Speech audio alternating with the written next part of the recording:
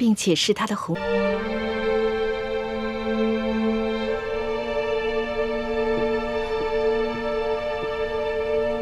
奴婢望月奉主母之命来请叶姑娘一见。你家主母是？我家主母是平西王侧妃二公子的娘亲。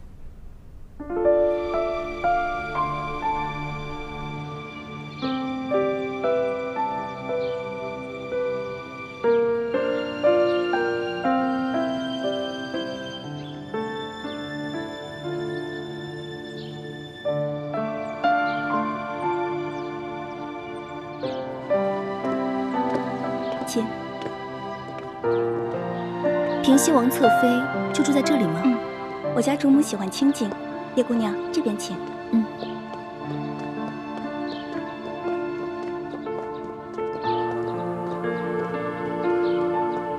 主子，叶姑娘来了。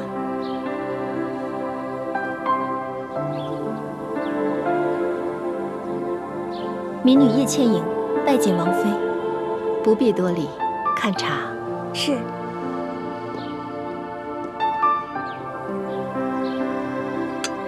想不到二公子的娘亲如此年轻美貌，优雅端庄，也只有她这样的娘亲，才生得出二公子那样的儿子吧。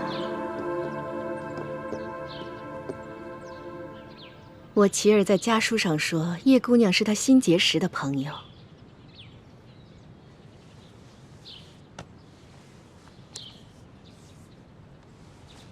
并且是他的红颜知己。琪儿这一路上遇到了很多惊险，多亏了叶姑娘屡次搭救，我心里好生感激。王妃言重了，二公子吉人自有天相，我不过是略施以援手罢了。叶姑娘，你虽说是江湖儿女，但是性子却温柔和善，落落大方。我一见你，心里就好生欢喜。叶姑娘，你还是第一次来滇都吧？你且安心的在我府上住下，等我琪儿忙完公务，让她带你四下好好逛一逛，好好的领略一下滇都风情。多谢王妃。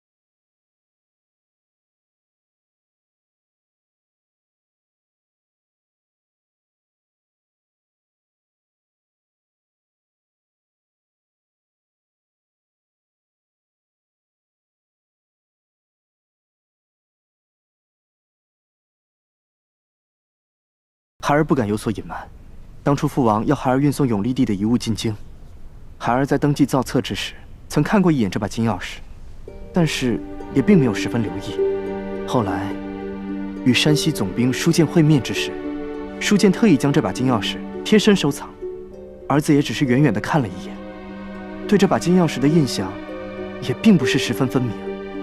后来父王命密使从舒建那夺回金钥匙，那密使也是直接带走了金钥匙，孩儿也就没有机会再见到。所以您要问孩儿，这把金钥匙是不是当初的那把，孩儿也不敢确定。你这话说的是真的？那这把金钥匙？假的。假的？那真的呢？不知道，下落不明。那父王真是大意失荆州啊！当年绞杀永历帝时，父王就见他镜中带着一把金钥匙。当时我虽怀疑永历帝如此贴身之物必定十分贵重，但我却猜不出它究竟有何用途。所以，当朝廷要父王将永历帝遗物全部押送进京时，就没有将它扣下。父王，您是什么时候知道这把金钥匙的用途的？10多年前，父王绞杀永历帝以后，就已经成为朱明联盟必杀之而后快的第一人。所以，父王就在朱明联盟里安插了内线。在你们押送永历帝遗物进京后，我才从内线那里得到了消息。当年崇祯皇帝意识到大明江山危机时，就将宫里的宝藏隐藏在一个秘密的地方，然后绘制了一张藏宝图，藏在了一个铜匣子里。除了藏宝图，这铜匣中还藏有各地朱明联盟成员的潜伏名单。所以这把金钥匙就是开启那个铜匣子的。不错，打开这个铜匣子的金钥匙一共有3把，3把必须同时打开，否则就会破坏机关，毁掉铜匣子里的藏宝图与名单。孩儿办事不力，没想到这把金钥匙有这么特别的重要性，孩儿竟然让它在眼皮子底下被人调了包。父王可以肯定，你出发时带走的金钥匙那是真的，所以一接到密报后，父王就立刻派人快马加鞭通知你换下金钥匙。没想到还是晚了一步，等我的人赶到时，金钥匙已经落到了书剑之手。没办法，我只好命人假扮劫匪杀了书剑，劫回金钥匙。可这把金钥匙已非是当初父王给你的那把了。孩儿办事不力，请父王降罪。琪儿，现在不是谈责任的时候，你要仔细想想，这一路上除了你和书剑之外，还有没有其他人也接触过这把金钥匙？这，琪儿，莫非你想起了什么？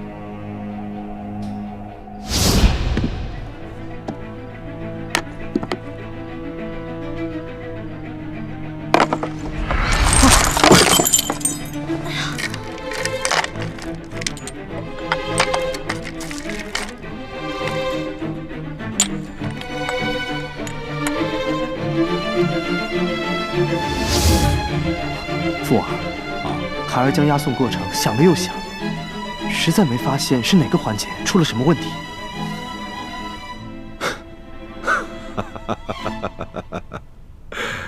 琪儿啊，你这次京城之行十分辛苦，父王啊，对你非常满意。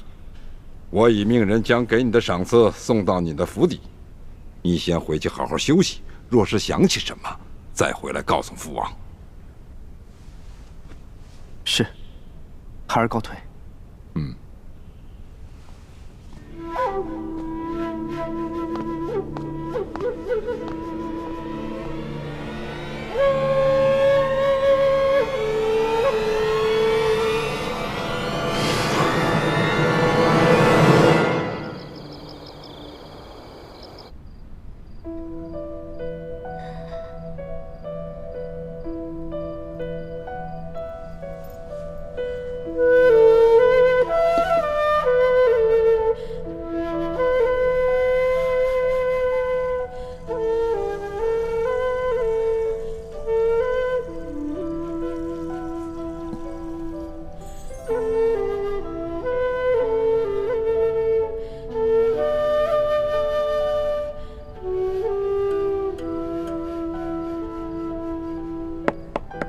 千阳，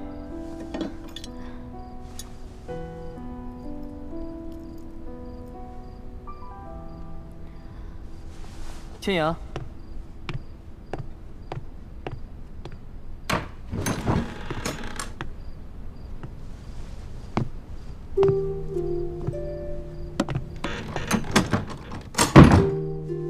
怎么样？在这儿住得惯吗？要是缺什么的话，就跟我说一声。你娘给我送了好些衣物玩物和金银首饰，现在我什么都不缺了。那就好。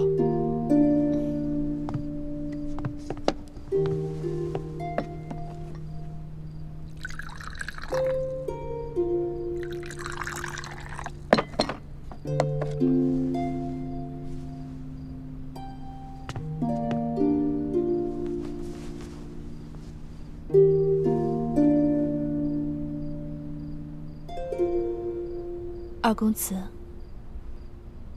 你这是怎么了？好像脸色有一点不好。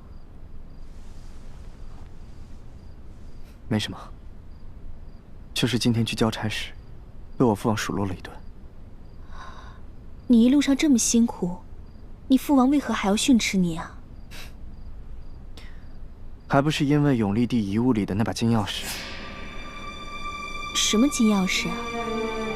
倩影，你还记得吗？永历帝遗物中的那个首饰盒里，有一把金钥匙。当时你打开盒子看，还有东西掉在了地上。你捡起的东西里面，就有那把金钥匙。是吗？我不记得了，只记得那些东西掉在地上后，我就一股脑的都将它们捡回了盒子。莫非是舒总兵从永历帝遗物当中拿出来戴在镜上的那样东西？难不成就是那把金钥匙？不错。后来书剑遇刺，那把金钥匙也不知被什么人掳走了。我父王为此责怪我，说不好向朝廷交代。哦，这书剑遇刺一案，皇上已知道是山西巡抚刘德昭所为，那金钥匙应该就在刘德昭手上。如今皇帝已判他下狱，那这金钥匙就应该在皇帝手上。你父王不过是责备你几句罢了。我还是第一次外出办差，没想到办成这样，我心里很是自责。英奇，对不起，是我盗走了金钥匙。不过我盗走的也是一把假的，就算我告诉你实话，你只怕也不会相信。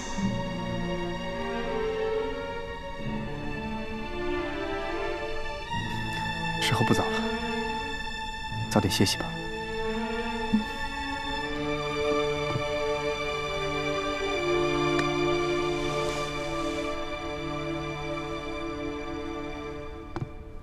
二公子，这是什么？这是为你调制好的冰肌雪肤膏。既是我承诺过你的事，就一定会为你做到。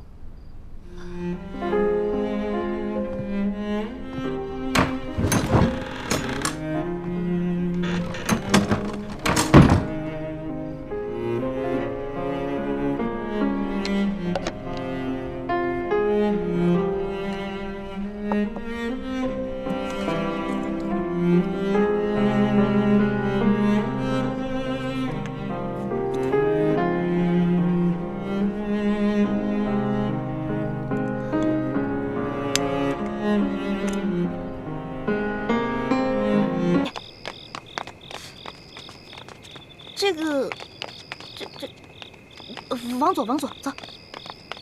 这是停！啊，咱们是不是又回到原地了？好像是。老大，你不会学艺不精吗？把这迷魂阵你都给认错了。我只是稍微失误了一下嘛。这回肯定没错，往右转。不是老大，你确定不是往中间吗？我是老大还是你是老大呀？你宫里老师教过你阵法吗？不是，我是没学过阵法，可是你哥哥刚才给的地形图我是看过的，我记得走到这个位置以后啊，似乎是往中间走。你看似乎，这说明你也不确定。不是，我是记得该往中间走，但是你又说是往这边，我就不确定了。不确定是吧？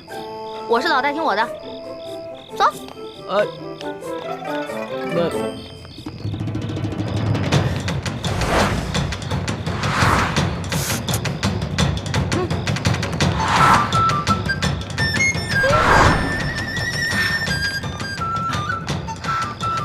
我确定，我们又回到原处了。我也确定这就是原处。不是，老大，我现在总算知道你为什么总不说你的师承来历了。感情是你的师傅们从来不让你在外头打他们的名号吧？你怎么知道的？不过我师傅说了，说我天资聪慧，一点就通，我只不过差那么一点点的认真和努力。你哪是差那么一点点的认真和努力啊？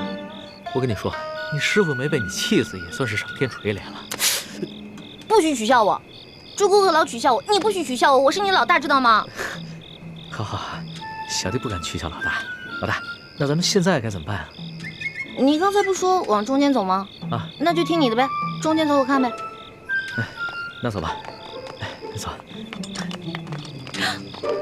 哎，你们谁呀？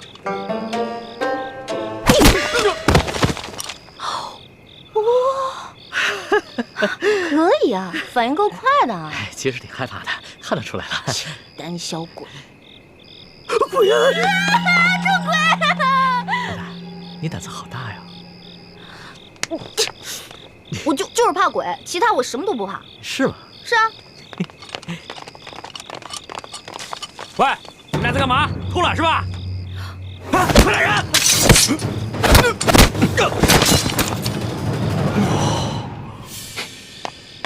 朱哥哥，还好你来救我们了。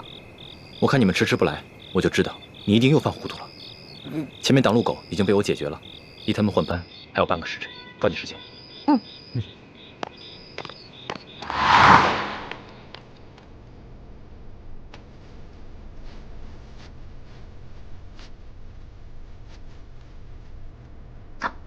小心点。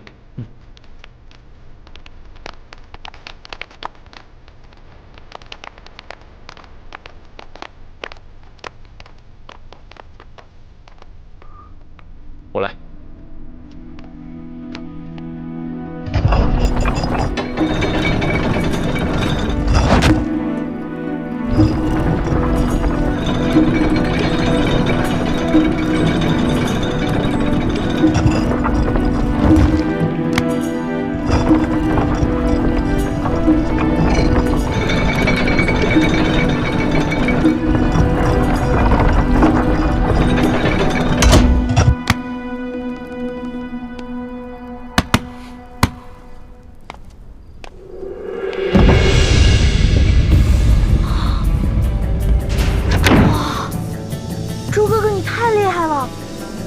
全都搞定了。你呀，以前上课老是偷懒，现在知道自己学艺不精了。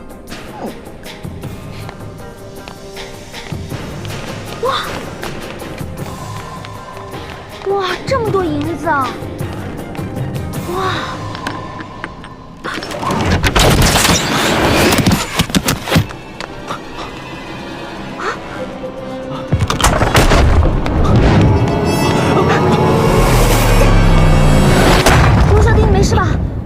我没事，幸亏你反应快，不然我现在只怕朱哥哥，对不起，刚刚都是我大意了。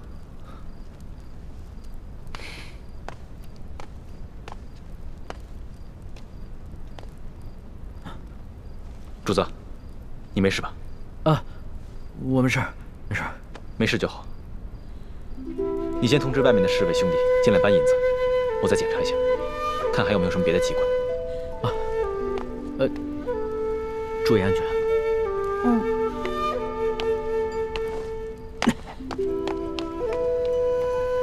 朱哥哥，对不起啊，我刚才真的不是故意的，你别再生气了。你以为我生你的气，是你不小心触动机关吗？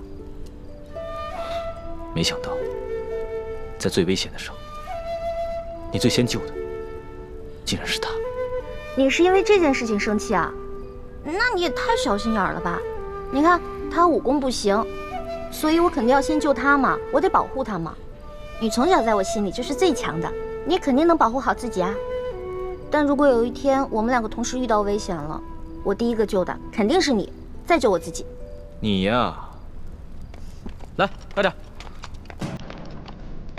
快点，快点，能装多少是多少，快！多多益善，多多益善啊！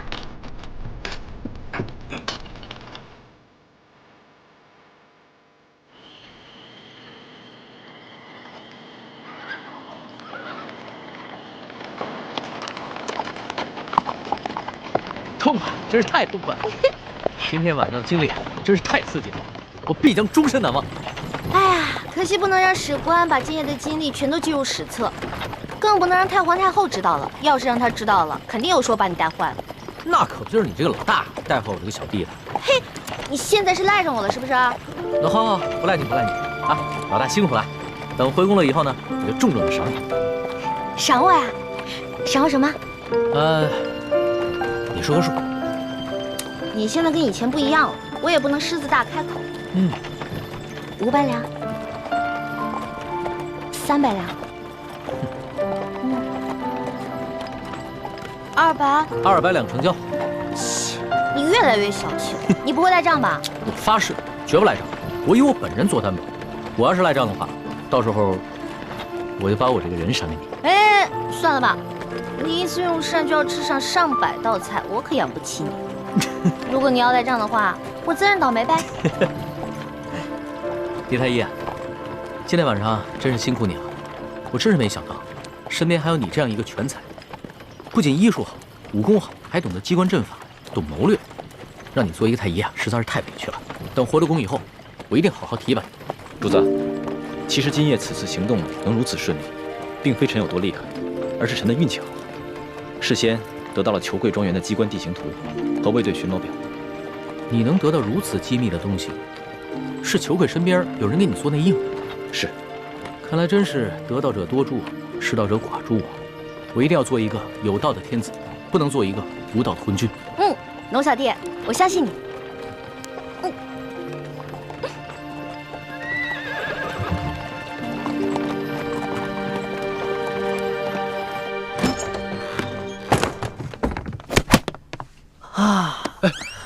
李公公得罪了。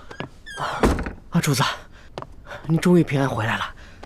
你要是再不回来，奴才也要吓死了。李德福，这件事情你得替我保密，不能告诉任何人，尤其是太皇太后，要不然我就砍了你的脑袋。只要主子能平安回来，这件事情奴才就当不知道。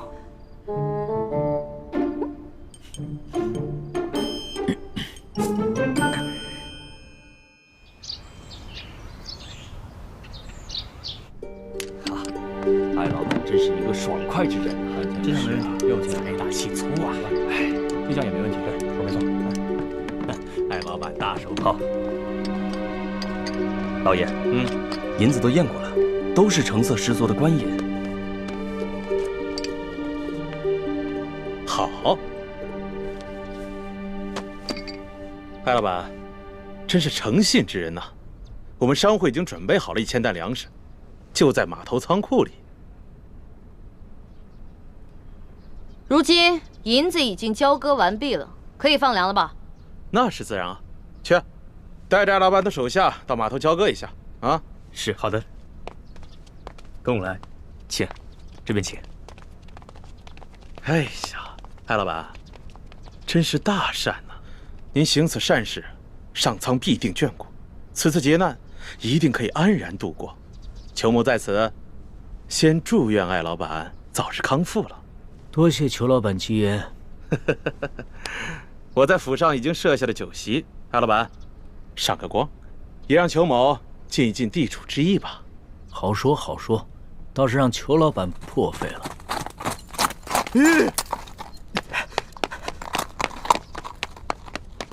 老爷，不好了，老爷！老爷，不好了，老爷！慌什么？说，庄园进了盗贼，银库里的银子少了整整3万两。这3万两？你说什么？再说一遍。昨夜，庄园进了贼，盗走了3万两银子。你废话你！啊！这么大个事，现在才来报？报了，今儿4更天就发现出了事儿。庄园管事马上派人给老爷还有巡抚大人报信儿，可等到5更天没见回音，庄园管事就派出了第2批、第3批人报信，可还是没有回音。庄园管事意识到事情不妙，便让小人骑马绕行了10几里前来报信，这才顺利进了城。哎呀，这怎么这么不小心呢？怎么回事啊？这是怎么会出现这样的事情啊？艾老板，我那几批送信的人，不会是让你的人给劫了吧？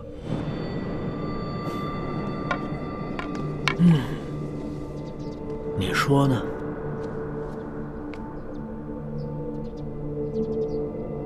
这么说，这批银子是从我庄子上劫的了？你说呢？你真是吃了雄心豹子胆了！去，把这件事报告给巡抚大人。是，来人，把他给我拿下，把他们抓。别嚎了，你外面那几条狗早就被我大哥解决掉了，嚎也没用了。你。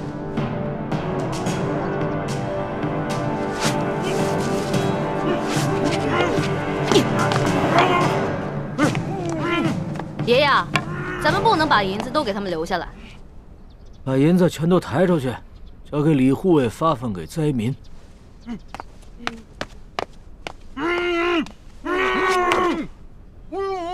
走吧，松儿。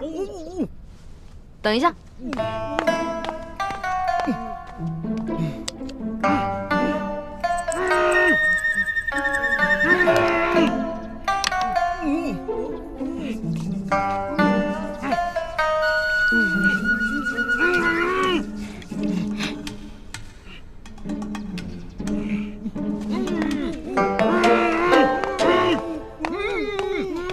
爷爷，我想了想，应该在这几个禽兽不如的东西脸上留点墨宝，也相当于给刘德昭那个狗官下了战书了。意下如何？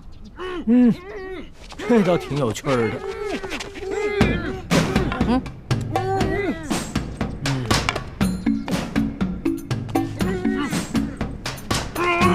别动！再动的话，拿刀在你们脸上刻字了啊！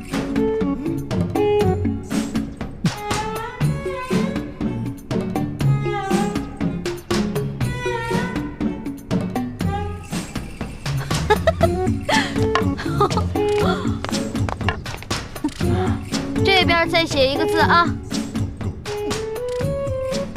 都给我老老实实待着。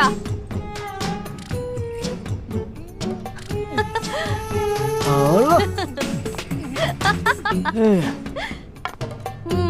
不错不错，写完了。行了行了，别鬼叫了。知道我爷爷是谁吗？告诉你们，我爷爷的字那可是价值连城的，最好在你们脸上永远不要洗掉。给你们还有刘德昭敲个警钟，知道吗？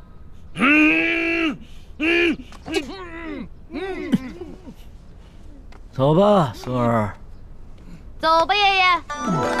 慢点啊，爷爷。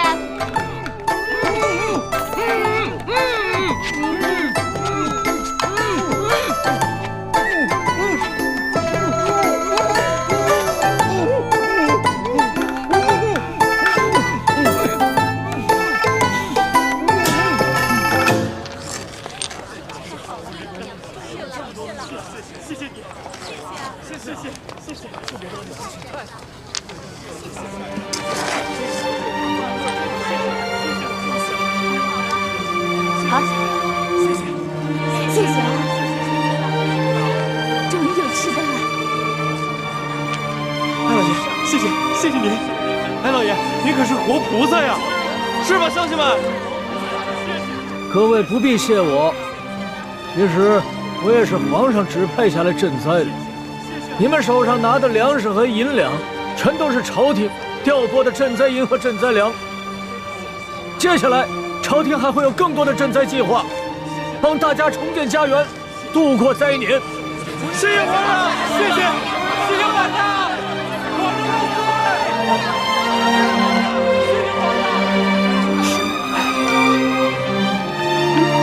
朱哥哥，灾民们暂时得救了，你怎么不高兴啊？灾民得救，我自然是高兴。可如此一来，却是在帮康熙和大清朝廷收买民心了。大人，干什么呀？你们这是？老爷就不能有点自己的时间吗？大人，舅老爷的库银被盗了。你说什么？银库被盗了？不仅被盗了3万两银子，还有1000担的粮食，也被那帮人分给了灾民。待卑职得到消息赶到码头时，那帮人已不知去向。消消气，这些刁民，这是要造反呢！去看看。老爷。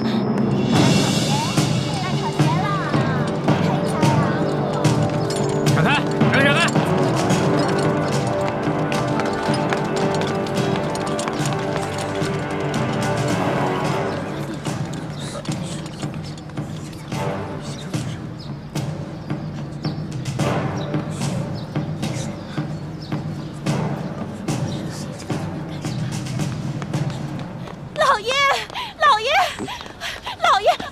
呀！你慌什么？老爷好着呢，小心你肚子里的孩子，慢慢说。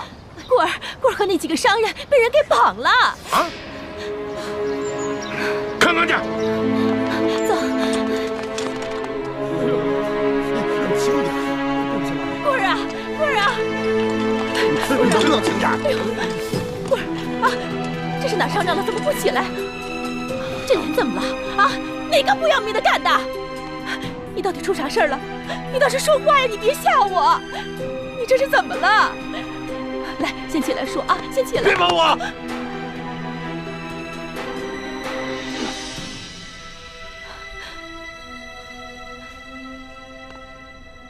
棍儿啊，怎么回事？谁干的？星爱，以前没打过交道，京城来的客商。看见了吗？看见我的脸了吗？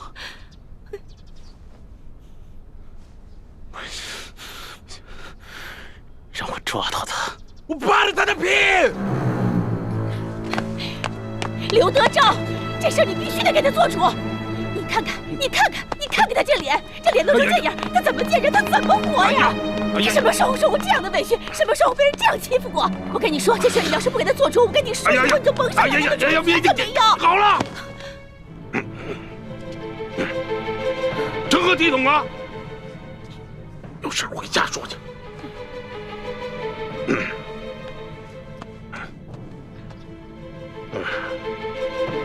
这真是的，吃了雄心豹子胆，居然敢在我小舅子头上动土啊！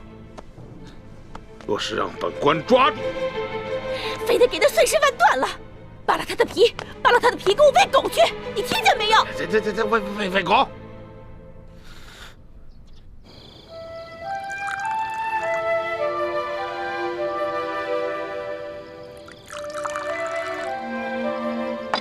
娄小弟，这杯酒我敬你，谢谢你为了老百姓，肯跟我们一起铤而走险。老大，这杯酒应该是我敬你和你大哥才对，要不是你们兄妹俩的话，我还不知道有多少大清的子民要惨遭刘德昭和这些贪官污吏的迫害。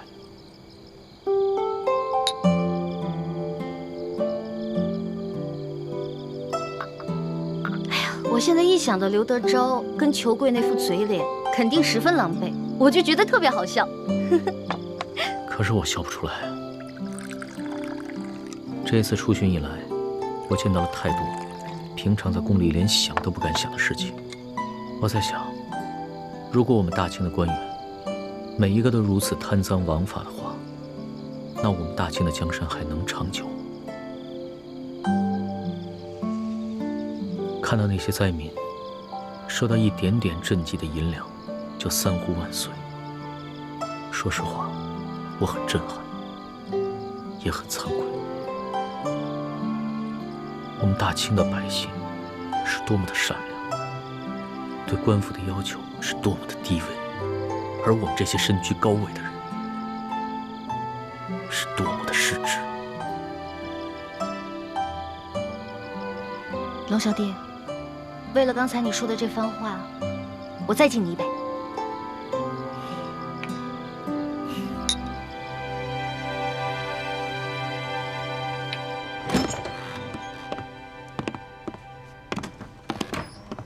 你慌了？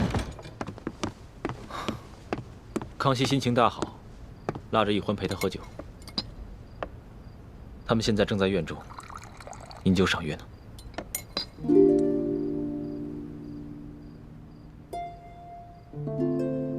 大师兄，小师妹跟我一样，都是为了光复大明的大业，你千万别介意。我知道，我会克制我自己的。太子，其实这次的行动我是一直不同意的，但是你却一意孤行。一来你们出生入死，倒是帮康熙收买了民心；二来你在康熙面前暴露的太多了。虽然康熙表面上嘉奖于你，但是内心也难免不会对你和奕欢起疑心啊。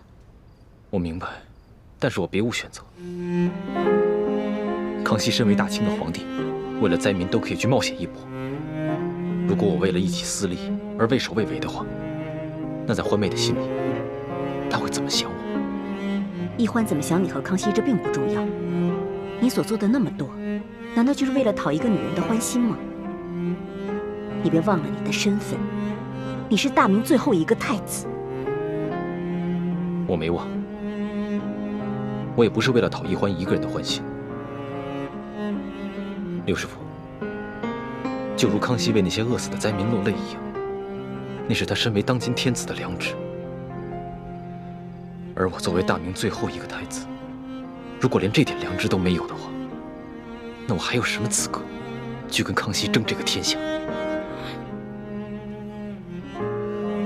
师父，大师兄说的对，正因为他是大明的太子，他才必须心怀天下呀。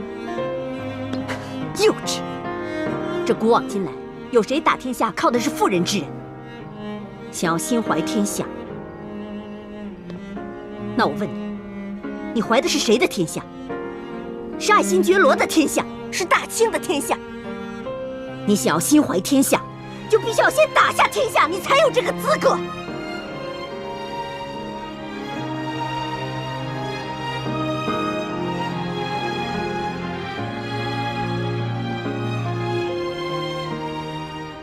六师傅说的是，徒儿受教。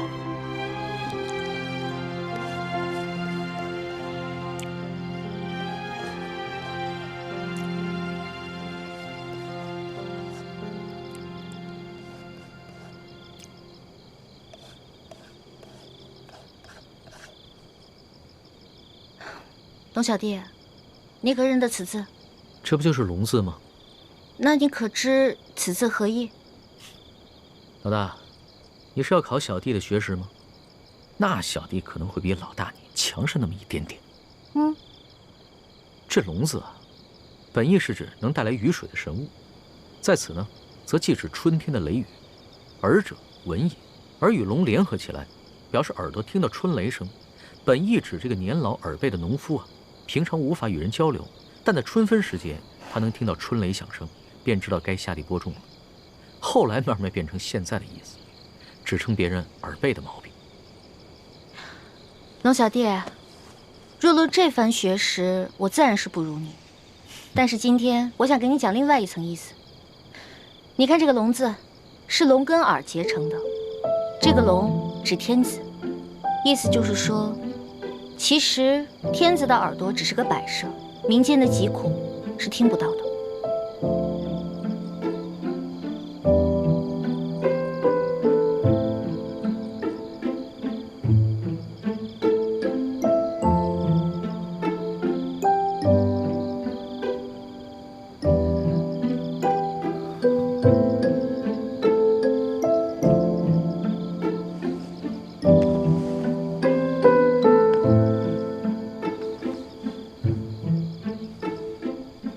多谢老大指点，对小弟来说，犹如醍醐灌顶，顿生觉悟。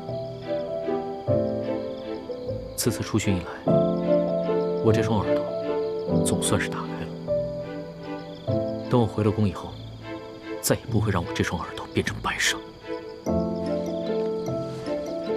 龙小弟，一言为定。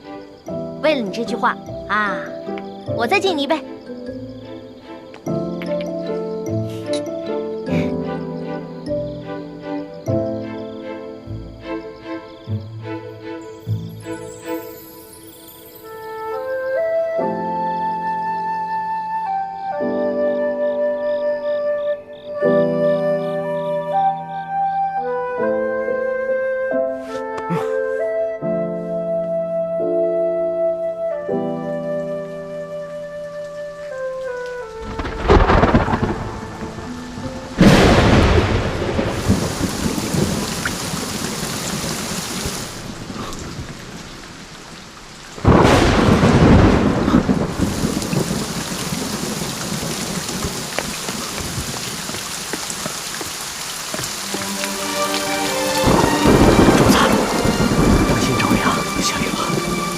下雨了！哈哈哈！昨天雨势还挺大。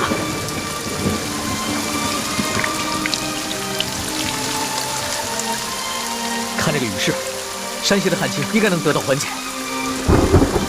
这都是主子您宅心仁厚，感动了上苍，所以上苍才降下甘霖，拯救万民呐。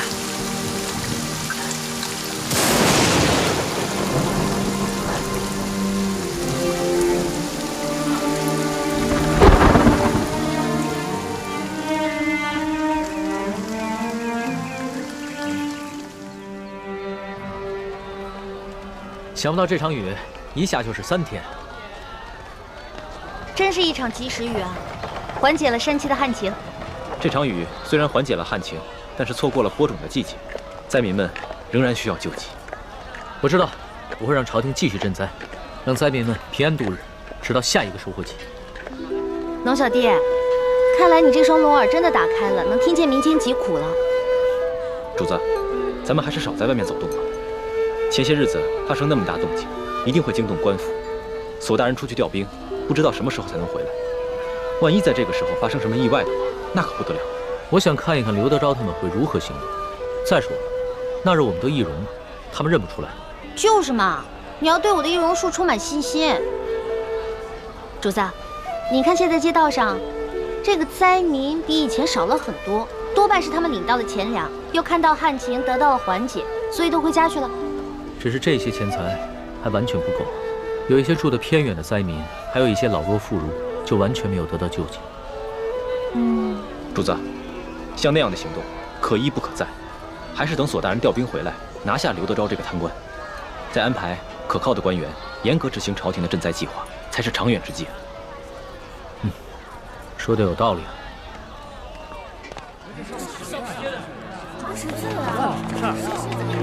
我跟你们说，听说前些天有人在码头上给灾民们分粮分银。哎，龙小弟，咱们都成了官府通缉的江洋大盗了。多亏了他们呀！怎么会像是铁匪呢？活菩萨呀！是呀，哪怕是活菩萨，现在都4全难保了。这劫了官粮官银，可都是杀头的罪啊！是啊，就咱们老百姓最可怜了。逆来顺受是个死，这官逼民反还是个死啊！你说他们这些好人都被抓了，多好的事儿，太可怜分粮了。老百姓真没有活路了。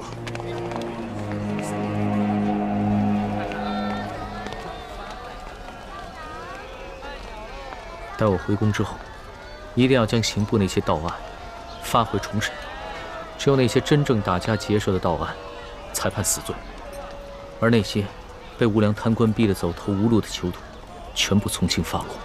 龙小弟，你简直太圣明了！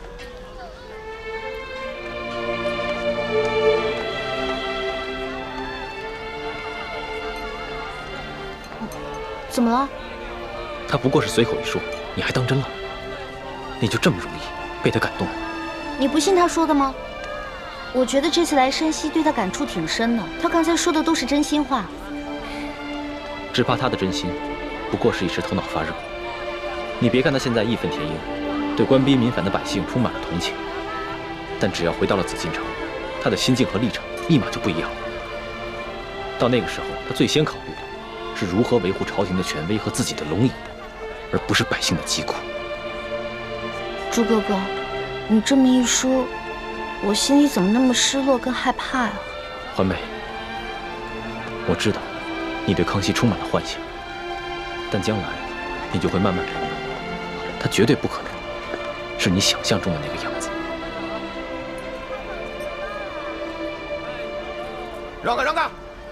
官爷，求你再仔细看看这画像，和老朽只是略有几分相似。闪开，闪开，闪开！这3个人看上去跟老实巴交的，哪有胆量去劫官粮官银啊？就是啊，看他那个小身板，个个瘦的跟皮包骨头似的，就算有那个贼胆，也没那个能耐呀。行，这3位活菩萨神龙见首不见尾，给灾民发放完钱粮之后就消失得无影无踪，肯定是有来历的高人啊！就这帮饭桶，只知道欺压老百姓，他们哪有本事去抓人呢？就是啊。还不是只能找几只替罪羊上去交差呀？可是这3个人只是跟通缉的要犯长得有点像，当官的无凭无据的能随便判人死刑啊？要证据还不简单吗？这帮官老爷哪个不是无中生有、栽赃陷害的能手啊？这可是死罪，这犯人不认罪，当官的他也能硬判啊。嗨，只要进了公堂，还由不得你不认罪啊！三步之下，何共不及？对，到了秋后，3颗人头落地，这案子就了结了，关老爷又可以高枕无忧了。走，咱们去看看，看看巡抚大人看看去，看看去。对，走。龙小弟，怎么办啊？他们不会真把无辜的百姓屈打成招吧？咱们也跟上看看去。也不知道要怎么审啊！哎，咱们过去看看。走，快点！跪下！让开！主子，现在怎么办？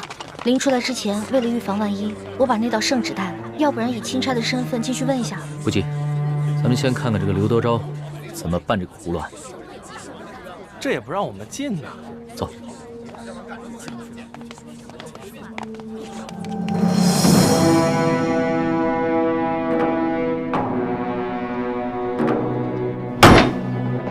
王13胡二狗谢大牛，你们说你们并未劫粮劫银，可是为什么从你们家中搜出了失窃的官银跟粮食？讲！大人呐，小老儿实属冤枉啊！那些粮食和官银，不是官府赈灾分给咱们灾民的吗？那爷在码头娶了好些个灾民，每人都分到了1斗粮食和1锭银子啊！大人，大人，小人更冤枉啊！那夜小人听说有活菩萨要在码头上给灾民们分钱分粮，本想赶着去的，不料小人的娘子摔了一跤，把怀了3个月的孩子划掉了。等小人安顿好娘子，赶到码头，银子和粮食早就分光了，活菩萨也不知去了哪里。小人的家中穷的只剩下4面墙了，也不知差爷们怎会在家中搜出这些粮食和1锭银子来。大人，大人，小人冤枉的。小人那日夜里在家照顾病重的老娘，赶去码头也去得晚了，什么都没分到。哦，金嫂，有人拿着画像在小人家门口望了几眼，问了小人几句话，随后那人便送了小人1袋粮食和1锭银子。小人正感激不尽，赶紧去给我那快饿死的老娘熬粥，谁想到还没等到粥熟呢，这时就来了几个捕快大人，硬说小人是盗抢官粮官银的贼啊！大人，小人实在是冤枉。我算看出来了，他们是拿着画像对比，看谁长得像就抓起来栽赃。小人冤枉，大人！大人要明察！大人明察！大胆的刁民，你们竟敢诬陷本府的公差！来啊，传证人！带证人！这架势，我看着都害怕，何况寻常老百姓呢？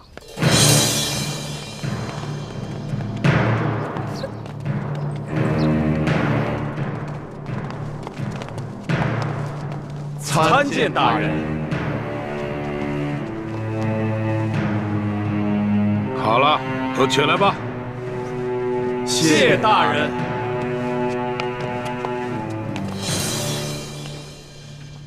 主子，他们脸上那些墨汁啊，是我之前加过药的。要是想洗掉的话，除非搓掉一层脸皮，不然的话1个月都别想洗掉。这些梁上丝毫没有吸取教训，脸上的字还在，却又在陷害无辜百姓了。他们竟然如此不知悔改，将来我便命人将这些字刺在他们脸上，除非他们撕掉脸皮，要不然一辈子都洗不掉。真的？那就太痛快了，这就叫做恶人自有恶人磨。你什么意思啊？我也是恶人。我不是那个意思，我的意思是说，古往今来哪个皇帝不杀人啊？一句话不就血流成河吗？难道不是最大的恶人？环美，就算主子说了，在宫外可以畅所欲言，但你也不能不知轻重，胡乱说话。我知道了。龙小弟嘛，宰相肚里能撑船，更何况你是皇上，所以你肚里可以撑100只、1000只，可以撑上万只啊！所以你肯定不会跟小女子计较的，对不对？哎，行了，别说那么吵，我都听不清公堂上的动静了。哦。你们几个证人，认一认前面这3个，他们可是那日打劫你们的匪徒。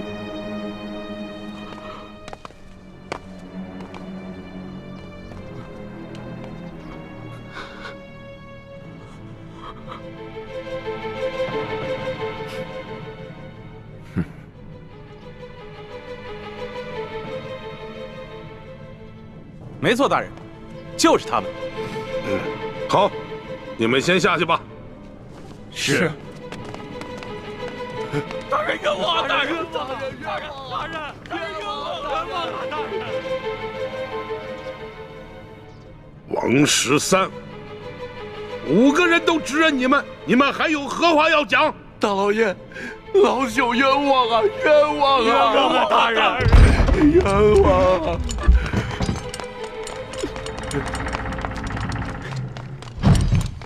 大人，这是我等从那3人家中搜出的迷药。这些迷药和米道府中守卫的那些完全一样。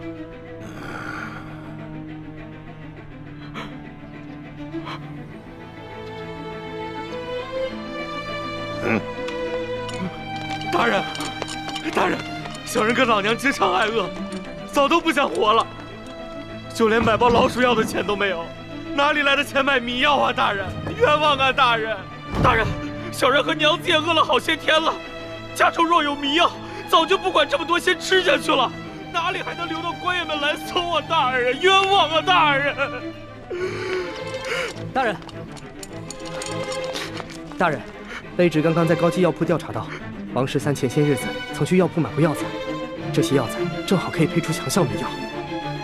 这是高级药铺掌柜高老师的书证，大人请过目。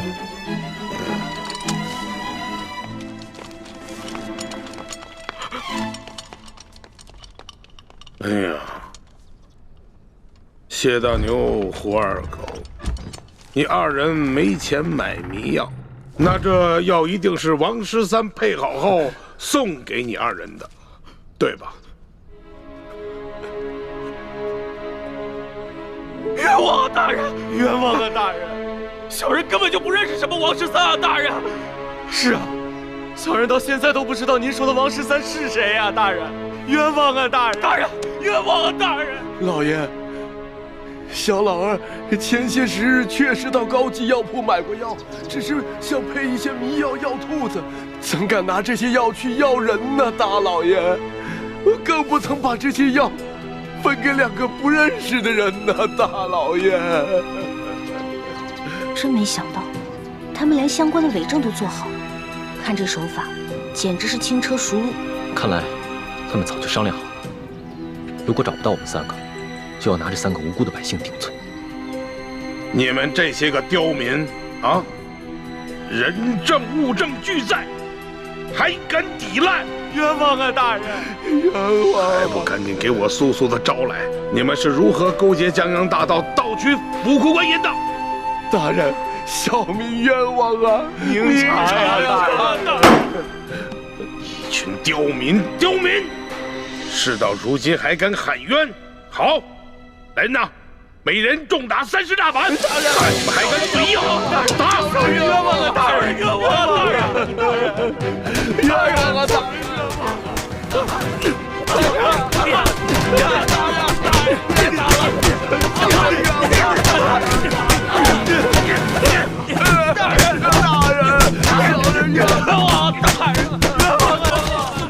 这个狗官，看来刘德昭是铁了心要将这3个百姓屈打成招了。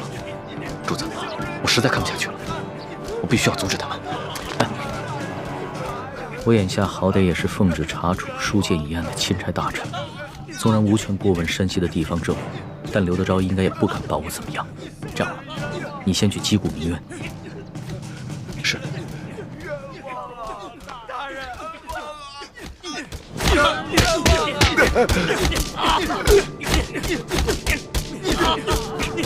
大人，你干什么呢？要干什么？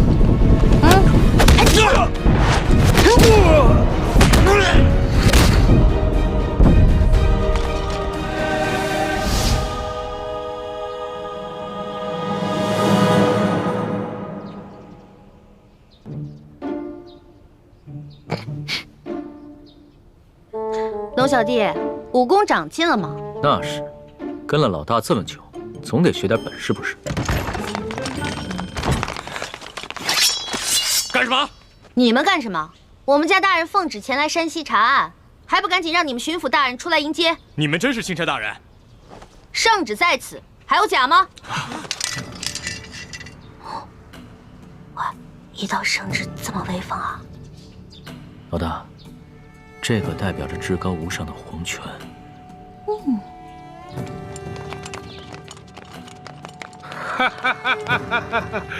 龙大人，刘德昭恭迎钦差大人。早就听说龙大人到了舒大人的府上，本该前去拜会，只是公务繁忙，实在是走不开呀。早有耳闻啊，这山西旱情严重，刘大人一边忙着赈灾，一边忙着缉捕盗匪，确实是忙得很呐。龙大人此次来奉旨调查舒大人遇刺一案，不知办得怎么样了？今日龙大人来，可是想让本府助你一臂之力？确实是需要巡抚大人相助之处啊。本府定当全力配合。不过龙大人，你也看到了，本府现在正在审理一起盗匪之案。不如这样，龙大人先暂时去我的后堂歇息，待本府办完此案之后，再到后堂听龙大人通报舒总兵遇刺一案的案情如何？刘大人，这3天前夜里发生的重大盗匪案，没想到今日就抓到了匪徒，刘大人的办案效率实在是让我钦佩。刘大人，不知本钦差是否可以在此旁观刘大人审案呢？龙大人呐，你不过是奉旨来查办舒总兵遇刺一案的，这盗匪之案呢，与舒案呐，没有任何之相关联。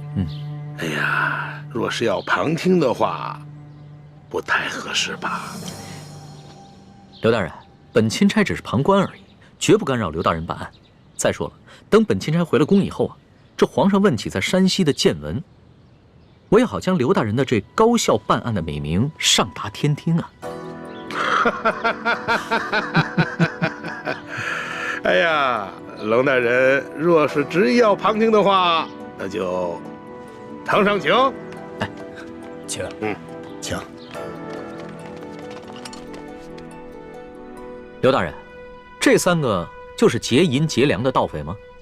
不错，现下人证物证俱在，可是他们抵死不招。大人，老朽实属冤枉啊！大人，刘大人，不知有何人证物证，可否给本钦差瞧瞧？龙大人，你可是奉旨前来查办舒总兵遇刺一案，好像这个案子与你的案子没有任何关系吧？你只静静的旁观就好了。这具体的案情，本府无可奉告。王13、谢大牛、胡二狗，你们现在可愿招了？冤枉啊！大人，冤枉啊！小民冤枉啊！好一帮刁民，看来不动大刑，尔等是不会招供的。来呀！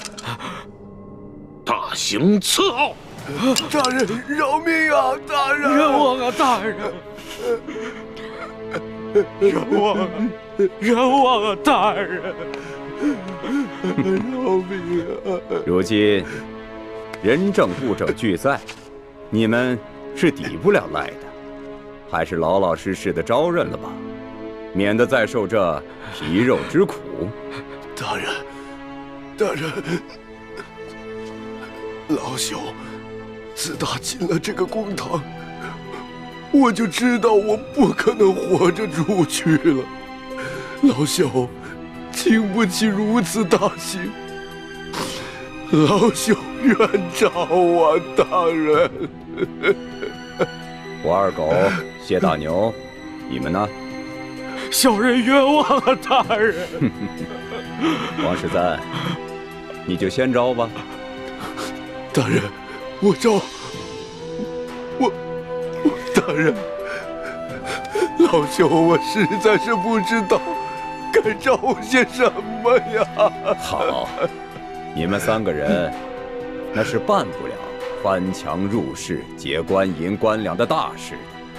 你们必然还有其他的同伙，而那些同伙也必定不是普通人。那些人应该是盘踞在牛角寨上的潜明余孽，才会如此的胆大包天，是不是啊？大人，大人，您说是就是吧？那你就将如何勾结牛角寨贼人的经过，如实的招来吧。这经过，大人，老朽年老昏聩，这经过我实在是记不清了，就以大人调查的为准吧。好，那么你再想想，你又是如何联系胡二狗和谢大牛，去给牛角寨的匪徒做接应的？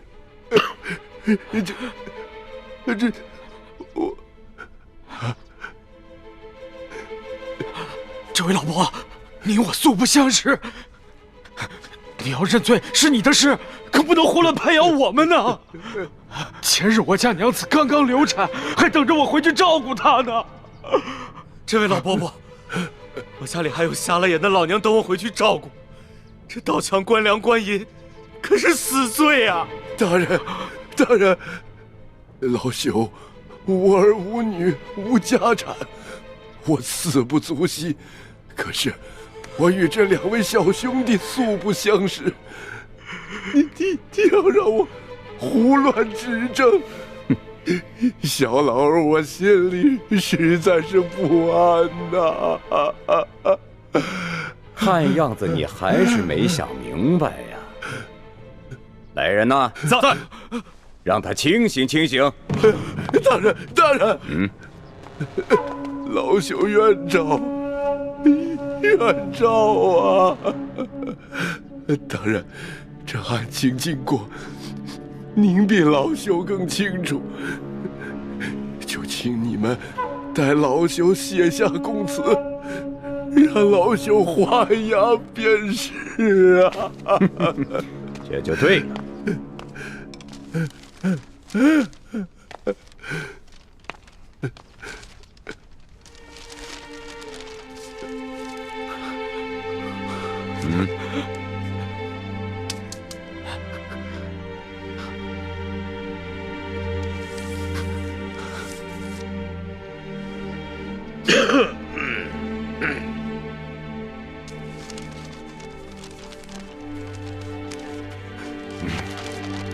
来人呐，在，把王13押下去。是。大老爷，走，你们关闭民反呐！胡二狗、谢大牛、王13都已经招了，你们还要顽抗吗？罢了，胳膊拧不过大腿，被砍头也比这么活着受折磨的好，反正都是个死。小人愿招。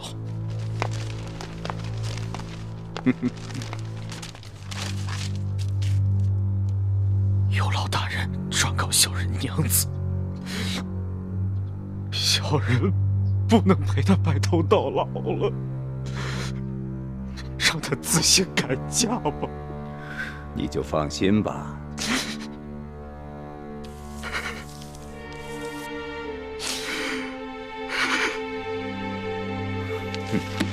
来人，在，把胡二给我带下去。是。走。哎呀，谢大牛，就剩下你一个人了，怎么着啊？你们这些狗官，简直丧尽天良！就算你们有本事瞒得过朝廷，瞒得过皇上，你们也瞒不过老天爷！住口！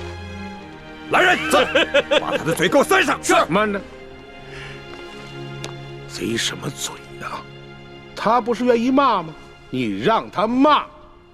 谢大牛，我告诉你，皇上远在紫禁城里，你就是把喉咙骂破了，皇上也听不见。现在呢，我就给你一次机会，你是直接画押呢，还是领教我这堂上诸般的刑法之后再画押呢？狗官，你不得好死！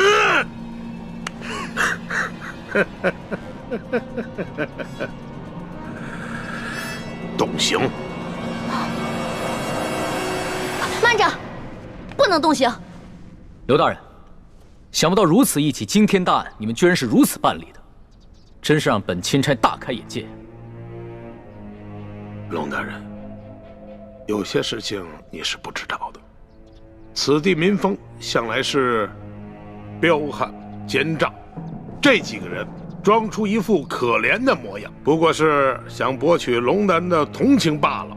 尤其是这个谢大牛，他爹曾是牛角寨上前明余孽中的一员，前2年刚被判了腰斩，而且那起案子就是谢大牛他娘亲自出手的。